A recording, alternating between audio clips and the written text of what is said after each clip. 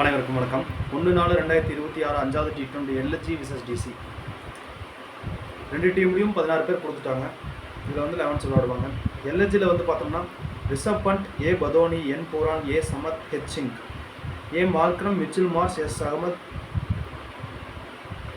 Mohammed Shami, A Nortje, M Yadav, Avesh Khan, Digvesh இவங்களாம் இருக்காங்க. டிசியில் வந்து பார்த்தோம்னா KL ராகுல், P Nissanka, Nitish Rana, Stubbs, Miller, Axar Patel, விப்ரஜ்லிங்கம், Kuldeep Yadav, A Nabi, D Chameera, L Ngidi, T Natarajan, Mukesh Kumar இவங்களாம் இருக்காங்க.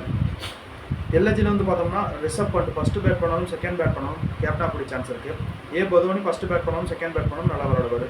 பூரான் வந்து first batting second batting average பர்ஃபார்மன்ஸாக தான் இருக்கும். ஏ சமந்த் வந்து பார்த்தீங்கன்னா செகண்ட் பேட் பண்ணாலும் ஓரளவுக்கு நல்லா விளையாடுவார். ஹெச் சிங் ஃபஸ்ட்டு பேட் பண்ணாலும் செகண்ட் பேட் பண்ணாலும் நல்லா விளையாடுறதுக்கான சான்ஸ் இருக்குது.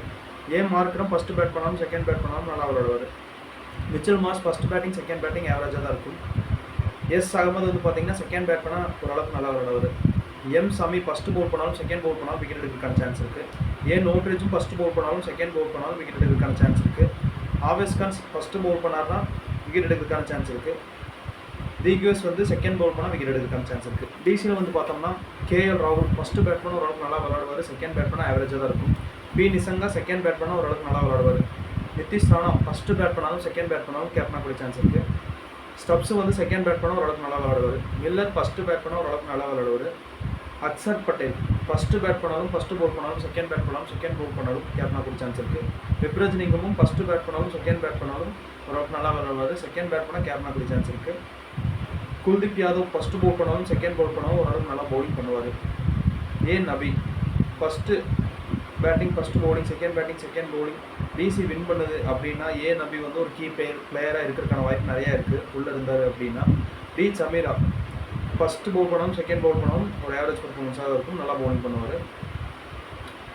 எல் நிகிடி வந்து செகண்ட் பவுல் பண்ணால் விக்கெட் எடுப்பார். நட்ராஜன் ஃபஸ்ட்டு பவுல் பண்ணாலும் செகண்ட் பவுல் பண்ணாலும் விக்கெட் எடுக்கிறதுக்கான சான்ஸ் இருக்குது.